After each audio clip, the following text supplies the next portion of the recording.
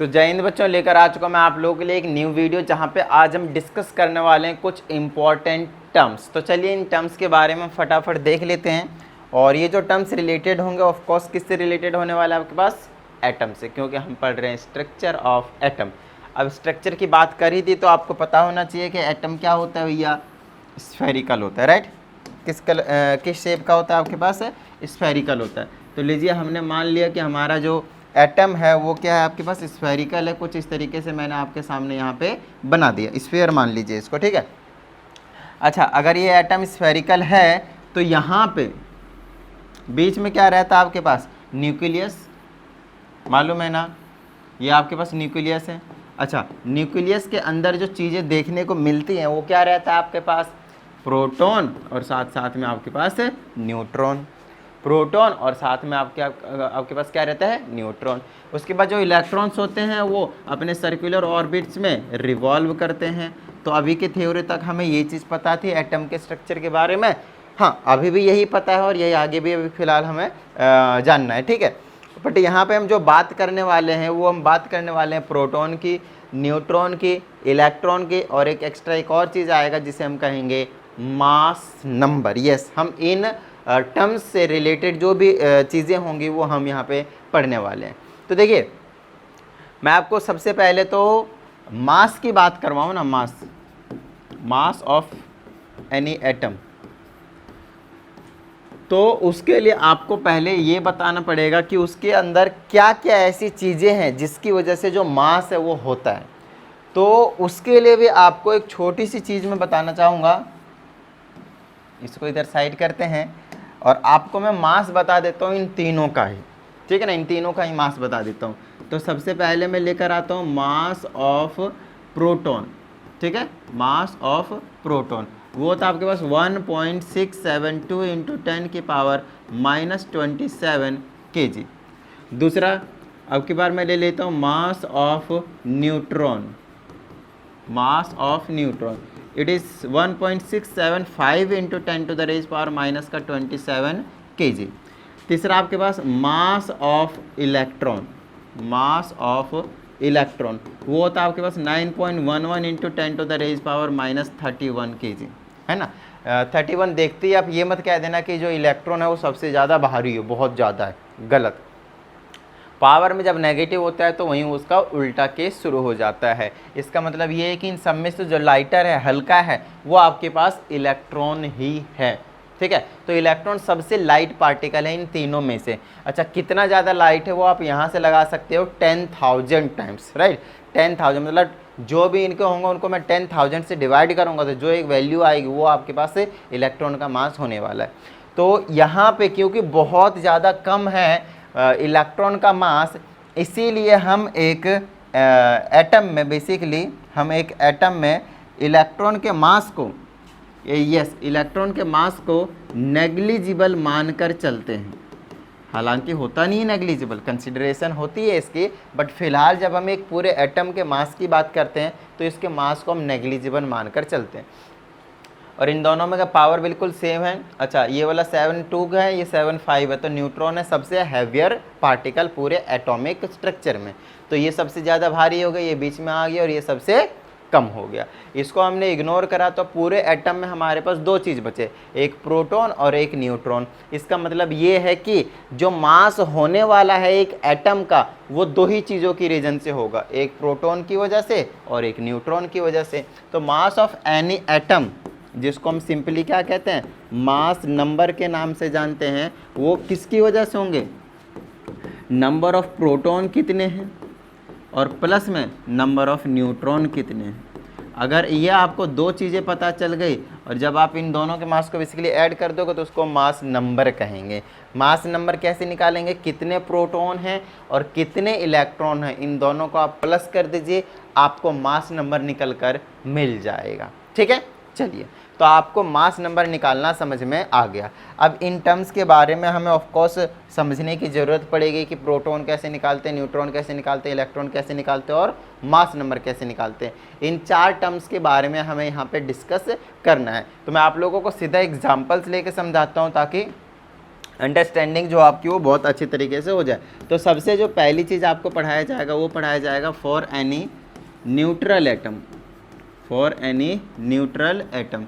देखिए neutral atom हम उसको कहते हैं जिसमें number of protons is equal to number of electron होते हैं, ठीक है ना। इस तरह से number of proton is equal to number of electrons होते हैं, उसको हम कहते हैं कि न्यूट्रल एटम। कहने का मतलब ये है कि उसके ऊपर किसी भी तरह का कोई भी चार्ज नहीं आया होगा। देखिए चार्ज आने का मतलब क्या है, सबसे पहले सोर्स समझिए, चार्ज का आने का सोर्स क्या है।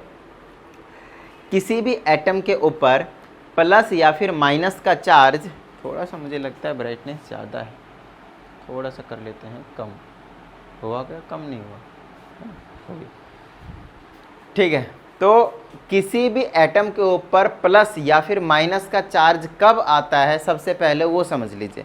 किसी भी एटम के ऊपर प्लस या माइनस का चार्ज तब आता है जब वो इलेक्ट्रॉन को या तो डोनेट करे या तो एक्सेप्ट करे।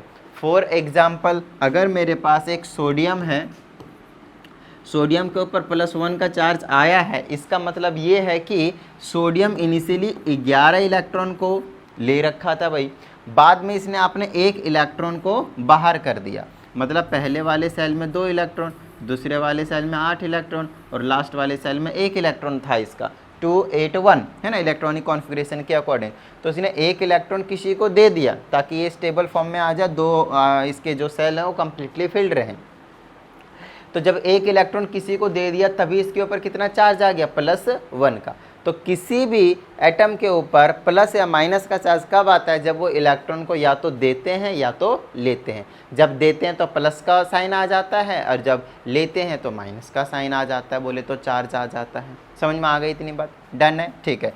लेकिन अगर हम एक न्यूट्रल एटम की बात करते हैं, समझिएगा बड़े ही प्यार से, तो उस केस में ना उसने इलेक्ट्रॉन किसी को दिया होता है ना ही इलेक्ट्रॉन किसी से लिया होता है। तो भैया ये जो हमारा है अभी सोडियम, ये इनिशियल केस में है, जिसके पहले सेल में आपके पास 2 इलेक्ट्रॉन देखने को मिल रहे हैं, दूसरे में 8 और तीसरे में 1। इसने ना एक इलेक्ट्रॉन किसी को दिया है ना एक इलेक्ट्रॉन किसी से लिया है, ना ही एक से ज़्यादा इलेक्ट्रॉन को लिया या फिर दिया है। और अगर ऐसा है तो हम इसको क्या कहेंगे, न्यूट्रल एटम कहेंगे। और जब जितने भी न्यूट्रल एटम होते हैं उसमें जितने प्रोटॉन्स होते हैं उतना ही न्यूट्रॉन्स होते हैं। ये चीज़ आपको ध्यान रखना है, ठीक है। तो आपके पास जो क्वेश्चन आते हैं वो ठीक इसी तरह से आएंगे आपके पास। लाइक आपके पास सोडियम है, ठीक है, यहाँ पे बोल देंगे ये कितने नंबर पे आता है भैया, 11 रहता है इसका एटॉमिक नंबर, है ना। अच्छा यहाँ पे एटॉमिक नंबर के बारे में और थोड़ी सी हम बात करेंगे, चलिए। और ऊपर रहता है इसका मास नंबर, जिसको हम कहते हैं 23। चीज़ों को समझिएगा बड़े ही प्यार से। यहाँ पे हमें लगभग 5 चीज़ें निकालने के लिए कहा जाता है। एक रहता है Z, एक रहता है P, एक रहता है E, एक रहता है N, एक रहता है A। आइए सबके बारे में हम आपको डिटेल में बता देते हैं कि कैसे कैलकुलेट करेंगे इनके बारे में, ठीक है। सबसे पहले ये समझिए, ये जो Z होता है उसे हम एटॉमिक नंबर के नाम से जानते हैं। Z को हम किस नाम से जानते हैं, एटॉमिक नंबर के नाम से जानते हैं। एटॉमिक नंबर हो गया अपना Z। P हो गया आपके पास नंबर ऑफ प्रोटॉन, P हो गया आपके पास नंबर ऑफ प्रोटॉन्स। तीसरा है इलेक्ट्रॉन, इलेक्ट्रॉन का मतलब E का मतलब हो यहाँ पे number of electrons, number of electrons. Next है number of neutrons, number of neutrons. और ये जो A है, कैपिटल A से जिसकी हम रिप्रेजेंटेशन कर रहे हैं उसको हम मास नंबर कहते हैं। तो इसको हम कैसे निकालेंगे, कैसे चीज़ों को समझेंगे, बहुत ही अच्छे तरीके से समझिएगा। देखिए सबसे पहले जो Z की बात करते हैं, अगर मैं एक न्यूट्रल एटम की बात करता हूँ तो वहाँ पे not only proton and neutron but atomic number also आपके पास ये जो रहते हैं वो इक्वल रहते हैं, एटॉमिक नंबर। तो यहाँ पे लिख दिया जाए कुछ इस तरीके से, एटॉमिक नंबर। अगर आप एक न्यूट्रल एटम की बात कर रहे हैं, मैं तब की बात कर रहा हूँ, ध्यान रखना है, ठीक है ना। एक एटॉमिक जब न्यूट्रल एटम होते हैं उस केस में, मतलब उसके ऊपर किसी भी तरह का चार्ज प्लस या माइनस का नहीं होता है, उस केस में number of protons, number of electrons और एटॉमिक नंबर ये तीनों ही सेम होते हैं। प्रोटॉन्स को P से, इलेक्ट्रॉन को E से और एटॉमिक नंबर को हम Z से रिप्रेजेंट करते हैं। मतलब ये तीनों चीज़ आपके पास इक्वल होने वाले हैं, राइट। तो यहाँ पे अगर आप नोटिस करें तो सोडियम का नीचे जो लिखा जाता है, हमेशा किसी भी एलिमेंट का रिप्रेजेंटेशन ऐसे करते हैं, X होता है लेट से वो एलिमेंट है, नीचे Z रहता है, ऊपर A रहता है। मतलब नीचे एटॉमिक नंबर और ऊपर क्या रहता है आपके पास, मास नंबर, ठीक है।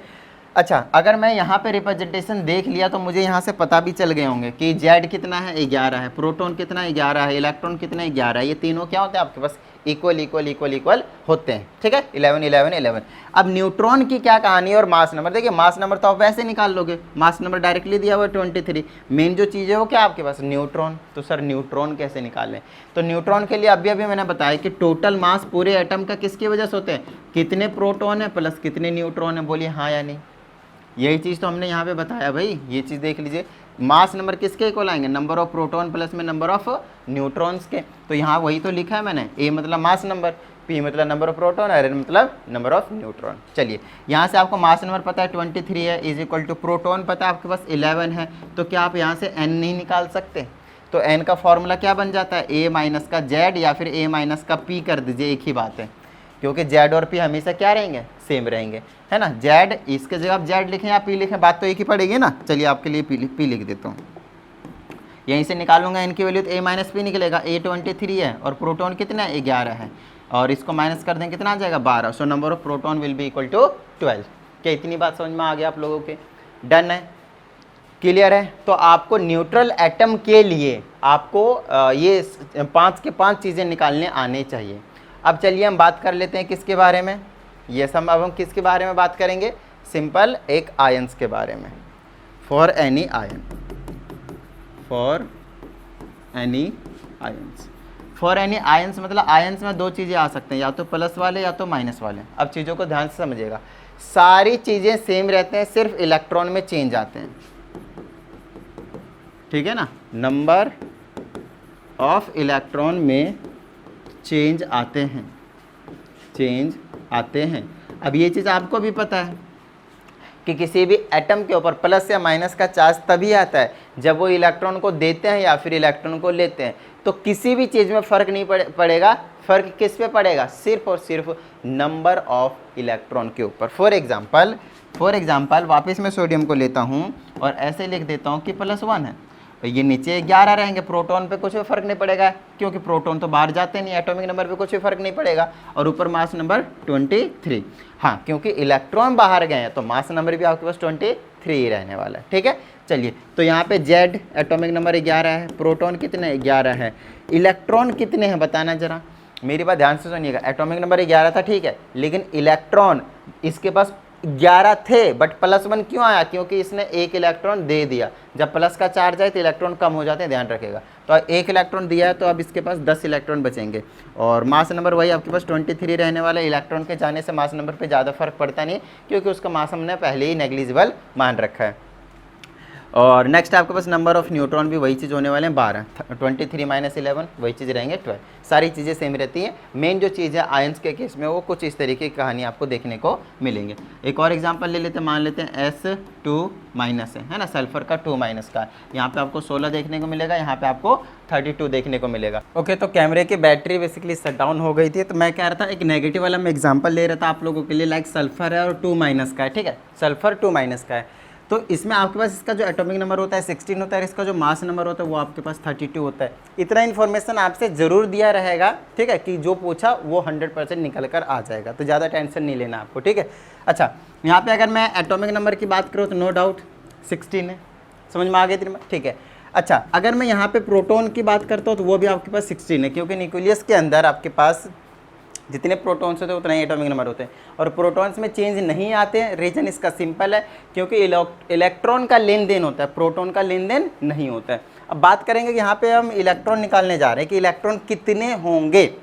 अब चीज़ों को यहाँ पे बहुत अच्छे तरीके से समझिएगा, इसके पास 16 इलेक्ट्रॉन पहले से थे, 16 इलेक्ट्रॉन पहले से इसके पास पड़े हुए थे, राइट, ओके। अब इसके पास चार्ज है -2, जब भी चार्ज -2 आता है इसका मतलब ये है कि इसने किसी से 2 इलेक्ट्रॉन उधार लिए हैं, ठीक है।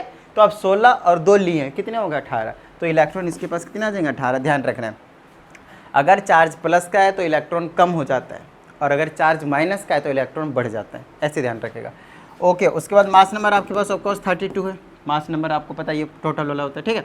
अच्छा, अब हमें नंबर ऑफ न्यूट्रॉन्स निकालना है, तो उसके लिए मेरे को क्या करने का, कुछ नहीं, 32 में से 16 माइनस कर दो, A-P या फिर A-Z बोल दीजिए, समझ में आ गई थी नहीं बात, सॉरी 16, तो ये 16 आ जाएंगे आपके पास नंबर ऑफ न्यूट्रॉन्स। क्या इतनी बात समझ में आ गई, तो ये कहानी थी आपके पास एटॉमिक नंबर की, number of protons, number of electrons, mass number and number of neutrons को हम किस तरीके से निकालते हैं। अब हमारे पास कुछ और यहीं पर टर्म्स जो है वो आपके सामने निकल कर आ जाने वाला है।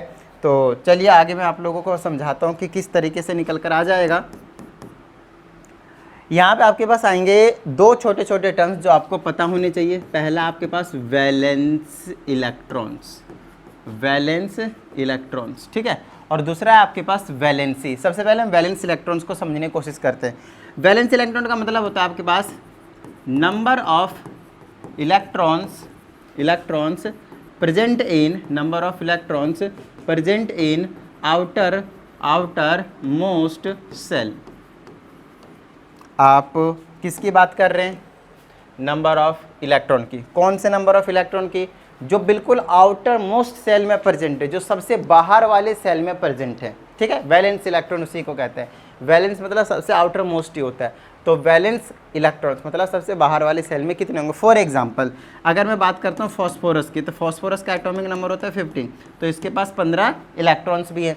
फर्स्ट सेल में आपके पास 2 गया, सेकंड सेल में 8 हो गया, 10 हो गया, तो थर्ड सेल में कितने आ गए? 5। तो ये वाला कहलाएगा इसका लास्ट वाला सेल। तो लास्ट वाले सेल में कितने इलेक्ट्रॉन्स है? 5 इलेक्ट्रॉन्स है। समझ में आ गई इतनी बात? ये इसमें कितने इलेक्ट्रॉन्स है? 5 इलेक्ट्रॉन्स है। So this is your, yes this is your valence electrons. समझ में आ गई इतनी बात? डन है, वैलेंस इलेक्ट्रॉन्स, गॉट इट। चलिए और मैं एग्जांपल ले लेता हूँ, जैसे कि ऑक्सीजन हो गया, पहले में 2, दूसरे में 6, ठीक है, क्योंकि टोटल इसके पास एटॉमिक नंबर कितना होता है? इसका 8 होता है। पहले में 2, दूसरे में 6, तो 6 इसकी क्या हो जाएगी आपके पास? Valence electrons. नेक्स्ट अगर मैं बात करता हूँ मैग्नीशियम की, तो पहले में 2, दूसरे में 8 और लास्ट वाले में भी कितना आ जाएगा? 2, क्योंकि आप इसका एटॉमिक नंबर 12, तो 12 इलेक्ट्रॉन्स होते हैं इसके पास। फर्स्ट सेल में 2, सेकंड सेल में 8 और लास्ट सेल में कितने बच के? 2। तो ये जो लास्ट सेल में कितने इलेक्ट्रॉन आए? 2, तो ये इसके क्या होंगे? Valence electrons. समझ में आ गई बात इतनी?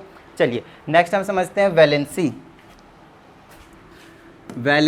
वैलेंसी को बहुत अच्छे तरीके से समझिएगा, बच्चे बहुत ज़्यादा कंफ्यूज रहते हैं वैलेंस इलेक्ट्रॉन्स एंड वैलेंसी के बीच में, तो आज क्लियर कर लीजिएगा इस वाले डाउट को, ठीक है। ओके, तो वैलेंसी का क्या मतलब उसको समझाते हैं हम आपको। यहाँ पे वैलेंसी का मतलब होता है number of electrons that are shared, या फिर आप कह सकते हो डोनेटेड और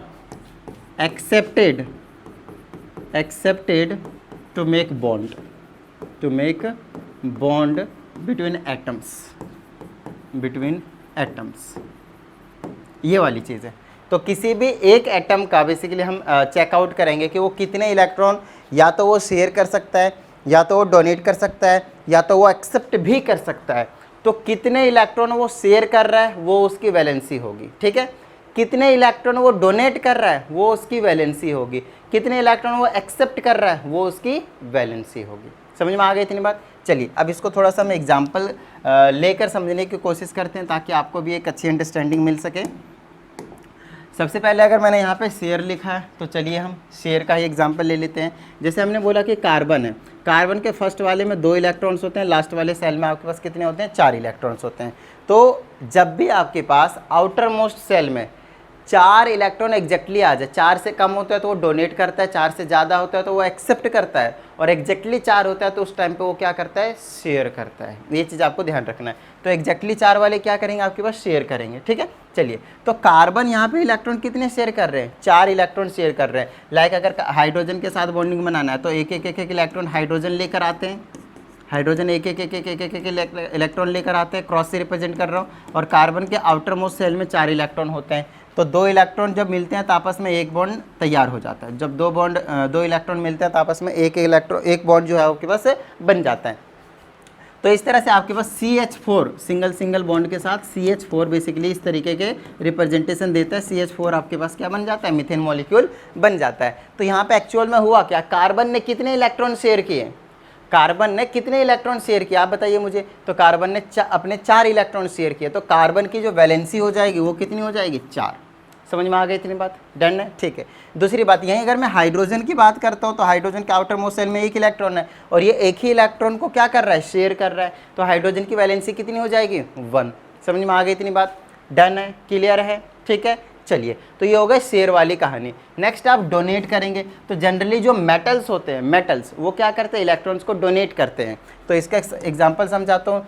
मैंने ले लिया लिथियम लेट से, तो लिथियम का एटॉमिक नंबर होता है 3, उसका फर्स्ट सेल में 2, लास्ट सेल में 1, ठीक है। तो अगर आउटर मोस्ट सेल में 4 इलेक्ट्रॉन से कम होते हैं तो वो क्या करते हैं, डोनेट कर देते हैं। तो आपको ध्यान रखना कितने डोनेट करेंगे, 1 इलेक्ट्रॉन डोनेट करेगा तो इसकी जो वैलेंसी हो जाएगी वो 1 हो जाएगी, ठीक है। दूसरी बात, अगर मैं बेरिलियम की बात करता हूँ, फर्स्ट इलेक्ट्रॉन में फर्स्ट सेल में 2, लास्ट वाले सेल में आपके पास 2, आउटर मोस्ट सेल में कितने इलेक्ट्रॉन से 2, 4 से कम होता है तो वो डोनेट कर देता है। तो ये डोनेट कर देगा, कितने डोनेट कर देगा, ये 2, सारे के सारे। 4 से कम रहेंगे, सारे के सारे क्या कर देगा, डोनेट कर देगा। तो इसकी जो वैलेंसी हो जाएगी वो कितनी हो जाएगी, 2। नेक्स्ट आपके पास बोरॉन, फर्स्ट सेल में 2, सेकंड सेल में 3, एटॉमिक नंबर 5 होता है, इसकी 4 होती है, इसकी 3 होती है, 3 4 5 का एग्जांपल लिया मैंने। लास्ट सेल में कितने हैं, 4 से कम है, 4 से कम होता है तो डोनेट करता है, कितने डोनेट करेगा, 3 डोनेट कर देगा। अच्छा, 3 जो डोनेट कर दिया वही उसकी क्या हो गई, वैलेंसी हो गई, ठीक है। चलिए नेक्स्ट की बात कर लेते हैं। मैग्नीशियम की बात कर लीजिए, फर्स्ट सेल में 2, दूसरे में 8, लास्ट में आपके पास 2, लास्ट वाले सेल में 4 से कम है, 4 से कम है तो डोनेट करेगा। तो डोनेट करेगा तो कितने डोनेट करेगा, 2 डोनेट करेगा। अच्छा, 2 डोनेट करेगा तो इसकी वैलेंसी कितनी हो गई, 2, खत्म बात। समझ में आ गई इतनी बात। तो आपको वैलेंसी समझ में आ गया होगा डोनेट के केस में कैसे निकालते हैं। शेयर के केस में आपको बता दिया, डोनेट के केस में बता दिया, या एक्सेप्ट के केस में हम बताते हैं। जनरली जो नॉन मेटल्स होते हैं वो इलेक्ट्रॉन को एक्सेप्ट करते हैं, है ना, और उसके ऊपर माइनस का चार्ज आता है। तो मान लीजिए मैंने फ्लोरीन ले लिया एक एग्जांपल के तौर पे। फ्लोरीन के पहले वाले सेल में 2 एटॉमिक नंबर 9 होते हैं, दूसरे वाले में 8 नहीं जा सकता, 7 ही रहेगा। कितने रहेंगे आपके पास, 7 रहेंगे, तो 9 हो गए ना आपके पास। देखिए अब इस वाले में 4 से ज़्यादा है, 4 से ज़्यादा होता है तो इलेक्ट्रॉन को एक्सेप्ट करता है। कितना एक्सेप्ट करता है उस पर गौर फरमाइएगा। ये एक्सेप्ट करता है उतना ही इलेक्ट्रॉन जिससे इसका जो ऑक्टेट है, जो लास्ट वाला सेल है, वो कम्प्लीटली फिल्ड हो जाए, ठीक है इतनी बात। तो ये एक्सेप्ट करेगा सिर्फ और सिर्फ कितना, 1 इलेक्ट्रॉन। इस केस में वैलेंसी निकालने में बच्चे गलती करते हैं, ठीक है, सीधा वैलेंसी लिख देते हैं 7। अरे वो वैलेंसी नहीं, वो वैलेंस इलेक्ट्रॉन है, लास्ट सेल में वैलेंस इलेक्ट्रॉन होते हैं। वो वैलेंसी का मतलब होता है कितने इलेक्ट्रॉन वो डोनेट करेगा, कितने वो एक्सेप्ट करेगा, या फिर कितने वो शेयर करेगा, ठीक है। बॉन्ड बनाने के लिए, बेसिकली बॉन्ड बनाने के लिए करते हैं, मॉलिक्यूल्स बनाने के लिए, कंपाउंड बनाने के लिए। तो 1 इलेक्ट्रॉन ये एक्सेप्ट करेगा तो ये इसका सेल क्या होगा, कंप्लीटली फिल हो जाएगा, 8 हो जाएगा इसका। तो जितना इलेक्ट्रॉन एक्सेप्ट करेगा वही उसकी क्या हो गया आपके पास, वैलेंसी हो गई। तो इसकी वैलेंसी कितनी हो जाएगी, 1। और एग्जाम्पल ले लेते हैं, मान लेते हैं ऑक्सीजन का एग्जाम्पल लिया, फर्स्ट में 2, सेकेंड में 6, 4 से ज़्यादा है, 6 है ना, 4 से ज़्यादा है लास्ट वाले सेल में, तो इलेक्ट्रॉन को एक्सेप्ट करेगा। कितने एक्सेप्ट करेगा, 8 पूरे करने के लिए, ऑक्टेट पूरा करने के लिए। तो 2 एक्सेप्ट करेगा तो इसकी वैलेंसी कितनी होगी, 2 होगी, 6 मत लिख दीजिएगा। मान लीजिए नाइट्रोजन है, 2 है और यहाँ पे 5 है। देखिए इसकी अगर वैलेंस इलेक्ट्रॉन पूछे तो नो डाउट 6 है, लास्ट वाले सेल में 6 है। इसका वैलेंस इलेक्ट्रॉन पूछे तो 5 है, नो डाउट, ठीक है। लेकिन प्रॉब्लम है वैलेंसी में। वैलेंसी का मतलब कितने इलेक्ट्रॉन डोनेट करेगा या फिर एक्सेप्ट करेगा, क्योंकि ये लास्ट वाले सेल में 4 से ज़्यादा है तो ये क्या करेगा, एक्सेप्ट करेगा। कितने एक्सेप्ट करेगा, 8 पूरे करने के लिए। 8 पूरे करने के लिए कितने चाहिए इसको, 2, इसको कितने चाहिए, 3। तो नाइट्रोजन की वैलेंसी 3 है लेकिन वैलेंस इलेक्ट्रॉन 5 है। दोनों के बीच में डिफरेंस समझने की जरूर कोशिश कीजिएगा। चलिए ये कहानी हो गई। हमारे पास कुछ 2 टर्म्स ऐसे थे जो बड़े ही कॉम्प्लिकेटेड रहते हैं बच्चों के लिए, कन्फ्यूजिंग रहता है, जनरली उनको याद नहीं रहता है, भूल जाते हैं वो। आइए 4 टर्म्स हमें और समझने हैं, ठीक है ना, और उन चारों टर्म्स को हम एक साथ समझा देते हैं। पहला आपके पास आइसोटोप्स, ठीक है, दूसरा आपके पास आइसोबार्स, तीसरा आपके पास आइसोटोन्स, और चौथा है आपके पास आइसो इलेक्ट्रॉनिक्स, ठीक है, आइसो इलेक्ट्रॉनिक।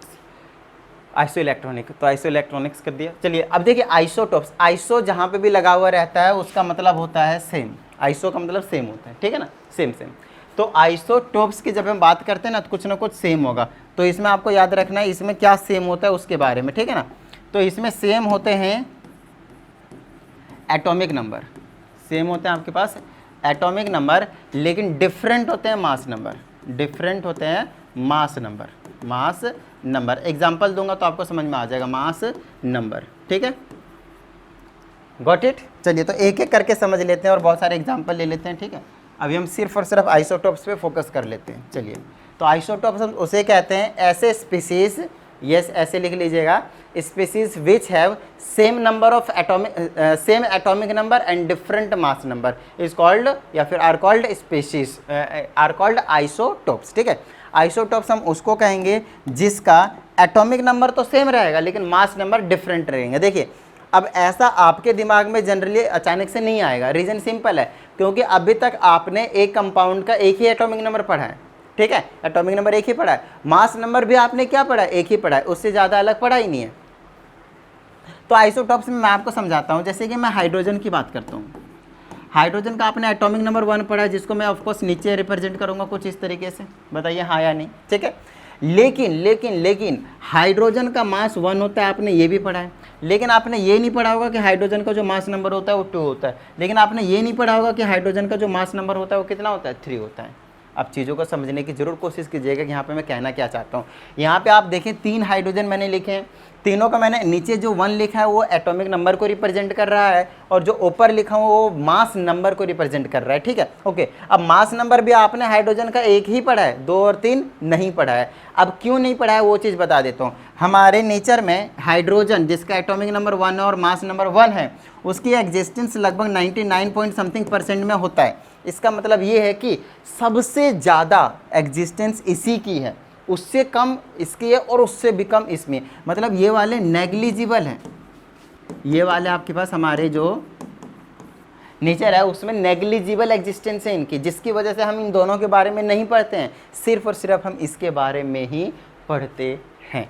समझ में आ गई इतनी बात। जब एलिमेंट्स की डिस्कवरी हो रही थी स्टार्टिंग में, जब हमारे पास कौन कौन आ रहे थे, हमारे पास न्यूलैंड्स थे, उससे पहले हमारे पास डोबेराइनर अंकल थे, है ना, उसके बाद सबसे लास्ट में आए थे हमारे पास मेंडलीव, और बाद में आए थे हेनरी मोज़ले। तो उस टाइम तक भी लगभग आपके पास डिस्कवरी नहीं हुई थी किसकी, आइसोटोप्स की।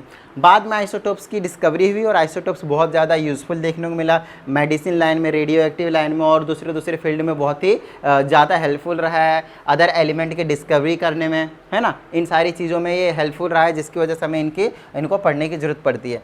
तो 99 समथिंग परसेंट सिर्फ इसी के एग्जिस्टेंस है, बाकी पॉइंट समथिंग में इन दोनों की एग्जिस्टेंस है। इसका मतलब ये है कि ये नेग्लिजिबल है, जिसकी वजह से हम सिर्फ और सिर्फ इसी के बारे में पढ़ते हैं, जिसका एटॉमिक नंबर 1 है और मास नंबर 1 है, हाइड्रोजन। वैसे इनका नाम है, इसका नाम है प्रोटियम। क्या नाम है, प्रोटियम। इसका नाम है ड्यूटेरियम, DEUTERIUM, ड्यूटेरियम। और इसका नाम है ट्राइटियम, TRITIUM, ट्राइटियम, है ना, और इसका प्रोटियम, PROTIUM। तो प्रोटियम, ड्यूटेरियम और ट्राइटियम, ये 3 इसके नाम है, जिनके अलग अलग बेसिकली नाम दिए गए हैं। ठीक इसी तरह से आपके पास क्या कहते हैं इसको, कार्बन के भी होते हैं, 3 होते हैं आइसोटोप्स कार्बन के, एटॉमिक नंबर 6 हो गए, इधर लिखो कोई दिक्कत नहीं उससे, और मास नंबर 1 का 12 जिसको हम पढ़ते हैं। अगेन इसकी एग्जिस्टेंस सबसे ज़्यादा है, 13 वाले की कम है, इसकी कम है, इनकी नेग्लिजिबल एग्जिस्टेंस होती है, जिसकी वजह से फिर से हम नहीं पढ़ते हैं इसके बारे में, लेकिन इसके बारे में हद से ज़्यादा पढ़ रहे हैं हम, यही पढ़ रहे हैं बेसिकली हम। समझ में आ गई बात। तो हाइड्रोजन हो गया, कार्बन हो गया, नाइट्रोजन का भी आपने मास नंबर 14 पढ़ा होगा, एक 14 वाला भी होता है, एक 15 वाला भी होता है। लो भाई समझ में आ गई इतनी बात। क्लोरीन हो गया, एक का 35 होता है, एक का 37 होता है, फिर एवरेज निकाल कर 35.5 निकालते हैं हम उसका मास नंबर, ठीक है। तो कुछ इसी तरह से आपको चीज़ें जो है वो समझ में आनी चाहिए कि एक्चुअल में यहाँ पे हो क्या रहा है, ठीक है। तो यहाँ पे सिंपल सी बात ये है कि जिसके एटॉमिक नंबर सेम होंगे, मास नंबर डिफरेंट होंगे, यस, उसी को हम क्या कहेंगे, आपके पास आइसोटोप्स कहेंगे। ये 2 एग्जाम्पल दिया, आप क्लोरीन का एग्जाम्पल दे सकते हैं, नाइट्रोजन का एग्जाम्पल दे सकते हैं, और आपको बहुत सारे आइसोटोप्स जो देखने को मिल जाएंगे। चलिए नेक्स्ट हम बात कर लेते हैं आइसोबार्स की। अब ये आइसोबार्स की क्या कहानी है सर, जल्दी से बता दीजिए। तो ये जो अभी हमने आइसोटोप्स बताए ना, ठीक उसी का क्या है, ये उल्टा है। इसका मतलब ये है कि इसमें सेम मास नंबर होने वाला है और डिफरेंट डिफरेंट क्या होने वाले हैं, एटॉमिक नंबर। तो सर हमें फटाफट एग्जांपल बता दीजिए, क्योंकि बिना एग्जांपल नंबर के मज़ा ही नहीं आता। तो सेम मास नंबर देखिए, एक आर्गन है और आपके पास एक कैल्शियम है, इनका एटॉमिक नंबर आपने देखा होगा, एक का 18 होता है और एक का 20 होता है। लेकिन इसका मास नंबर देखा होगा आपने 40 होता है और इसका भी आपने कहा 40 होता है, 40 होते हैं दोनों के। जब 20 तक आपके पास मास नंबर और एटॉमिक नंबर जब याद करते हैं तो उसमें सबसे पहले आपको यही देखने को मिलता है, ठीक है। अब नेक्स्ट की अगर मैं बात करता हूँ तो आपने कार्बन को देखा होगा, नाइट्रोजन को देखा होगा, एटॉमिक नंबर 6 होते हैं, एटॉमिक नंबर 7 होते हैं, ठीक है। तो इसका तो आपने 14 वाला पढ़ा ही है कि मास नंबर 14 होते हैं। तो कार्बन का अभी मैंने आइसोटोप्स बताया ना, एक ऐसा आइसोटोप्स जिसके क्या कहते हैं इसको, जो मास नंबर होते हैं वो 14 भी होते हैं, 14 होते हैं, 12, 13, 14 तीनों बता दिए भी मैंने आप लोगों को। तो देखिए अब यहाँ पे अगर आप देखें तो मास नंबर सेम सेम हो रहा है, लेकिन एटॉमिक नंबर इनके क्या है आपके पास, अलग अलग है। तो ये कुछ एग्जाम्पल्स आप दे सकते हैं जो आइसोबार्स कहलाते हैं। चलिए अब हम नेक्स्ट की बात कर लेते हैं, आइसोटोन्स। आइसोटोन्स, आइसोटोन्स हम उसे कहते हैं जिसमें सेम नंबर ऑफ न्यूट्रॉन्स होते हैं, सेम नंबर ऑफ न्यूट्रॉन्स होते हैं। तो देखिए सब में कुछ ना कुछ सेम होने वाले हैं आपके पास, और बाकी तो डिफरेंट होंगे। जो सेम हो गया, बाकी जो चीज़ें आएंगी रेस्ट वाली वो क्या होंगे, डिफरेंट होंगे, सीधी सी बात है।